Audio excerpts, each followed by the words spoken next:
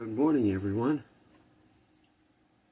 Seated here with Kitty. I'm not sure if he's done with his zoomies, but he's been running around. He knows I don't like him in that cabinet behind me, so he's been in there all morning. He'll run in there, swat the stuff that's in there, just like now, and then he'll run back out. He knows he's not supposed to do that. He just wants to do it. Cats. Okay, so for today, yesterday was an experiment. I tried to show you some of my analysis as I was looking at stuff, trying to follow along what somebody else had been teaching.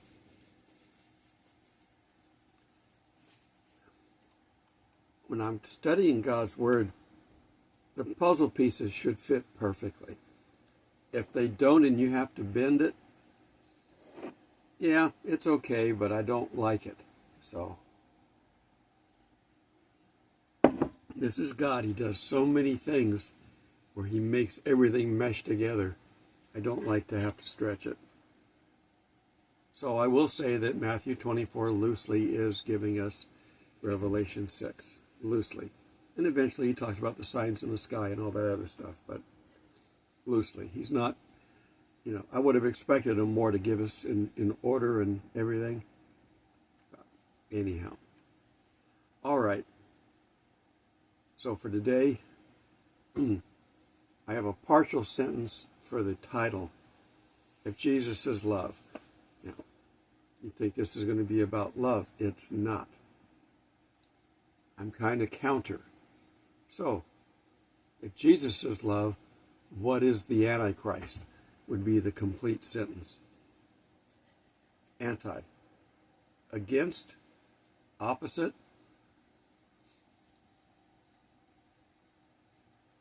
I'm trying to keep from sneezing. Hang on a second. Okay, I'm back and I spared you all that drama. I'm not a it's you. I'm more of a achoo. I'm allergic to wheat gluten, probably part of it, and it gives me allergies. It's sort of like hay fever. Wheat is a grain, and hay is a type of grain. So I get hay fever from it. It makes me sneeze. And I just finished my breakfast sandwich, and so it lingers on.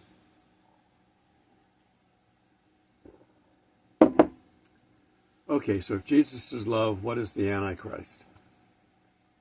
Well, Jesus is God's son, and we know Satan can't come up with an original thought on his own.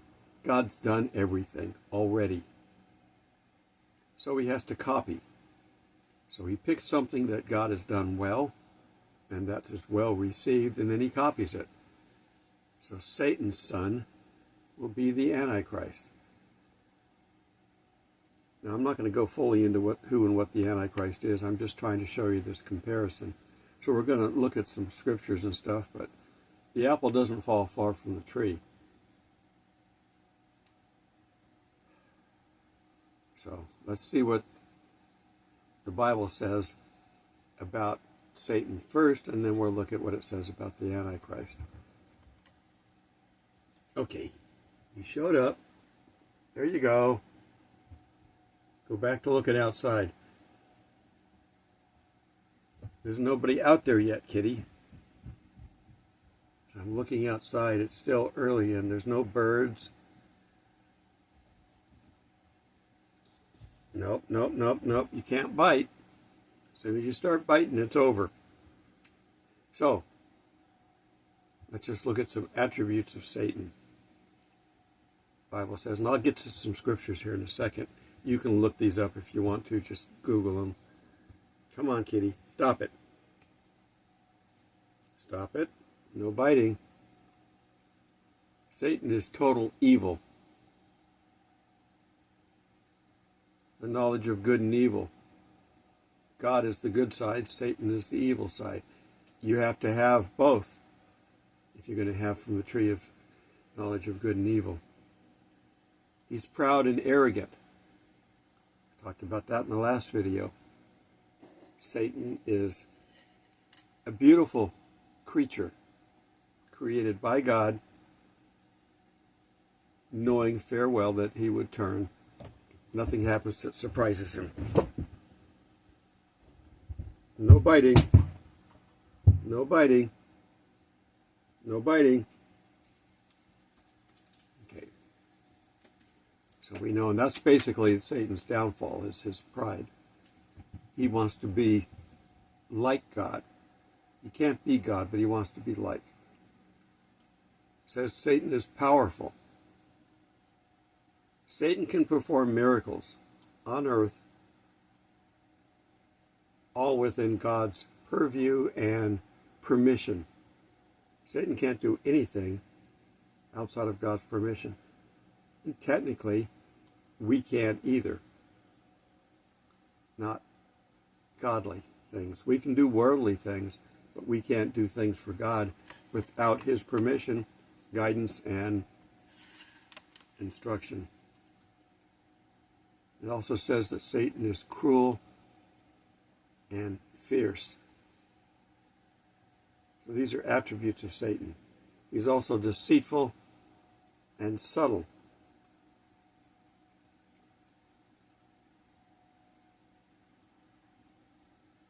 And Jesus called Satan a liar, and the father of lies, and a murderer. So let's look at John 8:42. This is Jesus talking. Jesus said unto them, If God were your Father, you would have loved me, for I proceeded forth and came forth from God. Neither came I of myself, but he sent me. Why do you not understand my speech? Even because you cannot hear my word.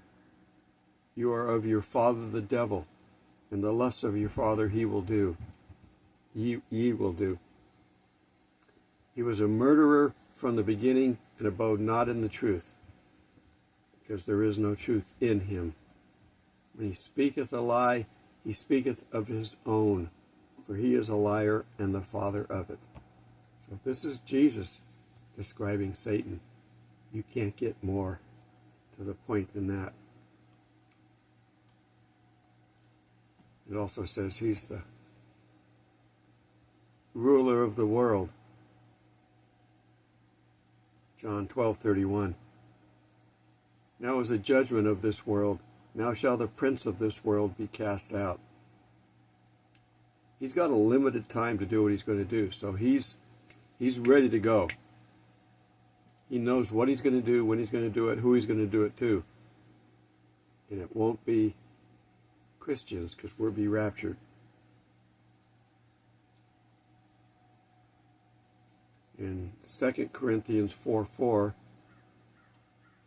in whom the God of this world, little g, but he's called a God, hath blinded the minds of them which believe not, lest the light of the glorious gospel of Christ, who is the image of God, should shine unto them.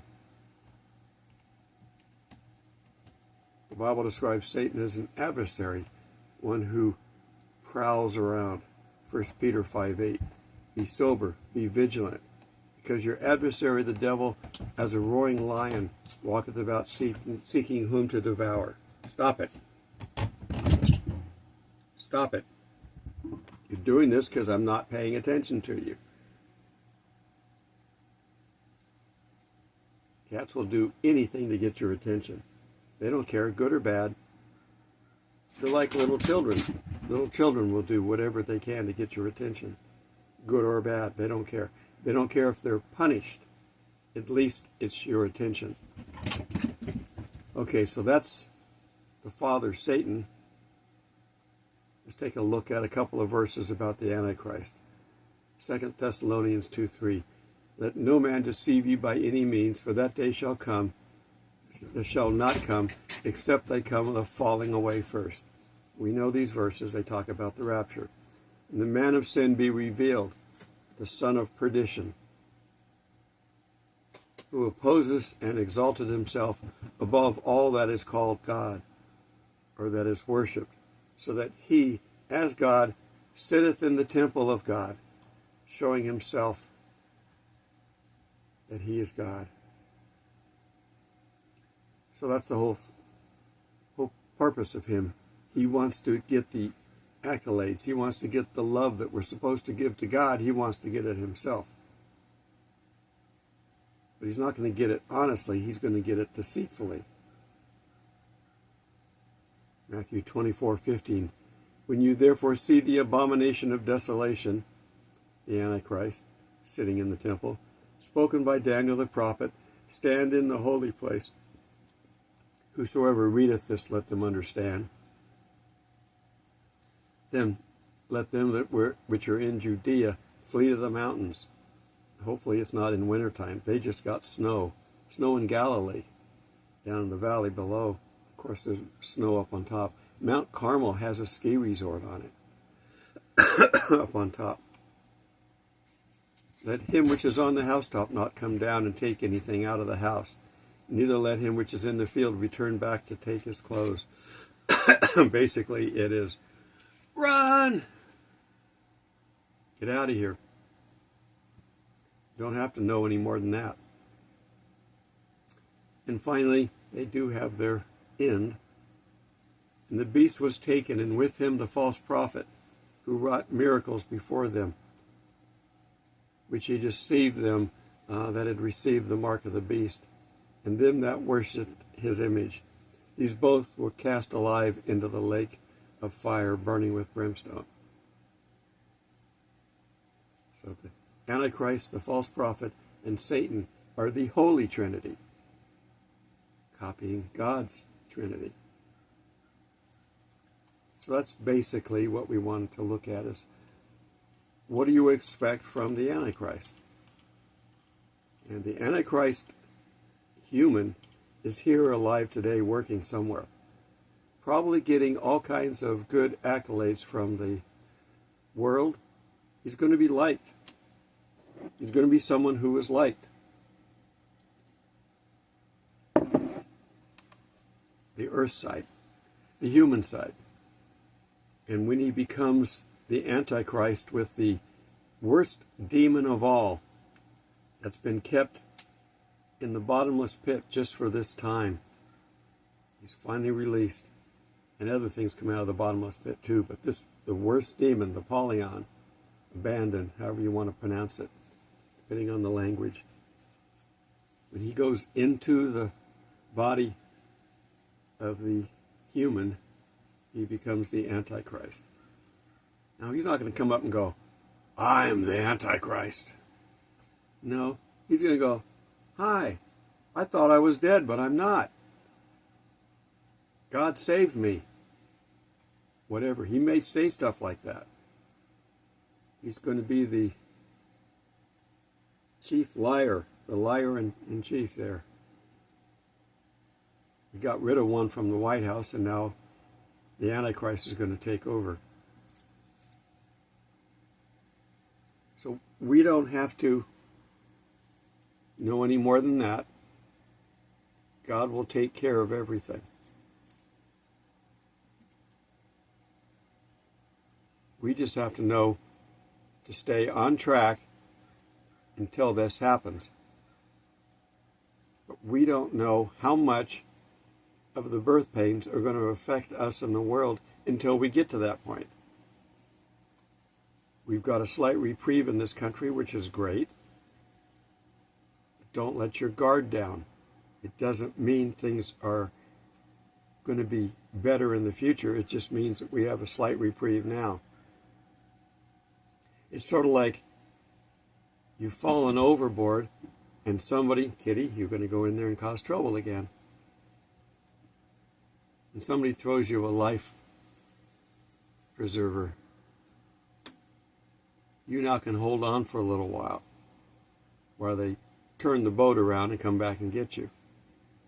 Because if you see somebody fall overboard, the first thing you do is grab a life preserver and throw it to them. Don't run, find the captain, don't go doing anything else. You got to think about them first, because they won't survive. And while you're turning the boat around, that 6-foot tall human being that fell overboard, or however tall, is going to become minute in an endless sea. They got to find him again. Life preservers and vests that you put on all have lights and beacons at sea. So if you fall overboard and somebody throws you one of those, if it's a proper one, there should be a beacon on it. You just pull the string, there should be a battery in it, and it activates. And now it becomes a blinking light, and it should be sending out a signal. Here I am, come rescue me. Because like I said before, if you're on a big boat like an ocean liner, people have fallen overboard and just been lost for good. They died. The fishes eat them. That's all you can do. If nobody sees you fall, you're in trouble. But if somebody sees you and they throw you a life preserver, they got to turn the boat around, stop it. If they're, properly equipped, you stop the big boat, which might take a half a mile, and you can load a skiff, a small boat, into the water and go back and look for them. If you're on a big boat, somebody can look above and look down and try to find you. But if you're on a small boat, you're down at the water's edge. It's hard to spot somebody in the waves. You have to wait till they pop up. And you can't yell. That ocean is a lot louder than you are. And sound doesn't carry very well at sea. Okay, there's your naval safety lesson. And of course, if Jesus is sleeping on the boat, wake him up. The disciples did. Of course, that shows your lack of faith if that's the case. All right. I'm going to throw a little bit of footage of the cat at the back of this so you can see the kitty inside here. As long as he's not biting, he's a nice kitty. I keep his nails in the front clip now. I'm not getting scratched up as much. Got to just watch his teeth. I've got an appointment set to take him in a couple of weeks to get him fixed. I'll go over to my son's. The vet that I take him to is right around the corner from there. So I'll drop him off and go back and get him. I'll take a carrier. I don't keep him in a carrier in the car, but I'll take him in a carrier because when you go in a vet, there's people sitting in there with everything. Dogs, iguanas, parrots, cats. It's best to keep them locked up. I know there's nothing out there, is there? Keep looking.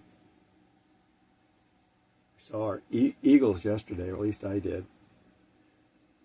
They're right across the lake here in the trees, but they're the second row back, so I can't see the nest. I'm looking for it. I'll try to find it. They come down and they fish.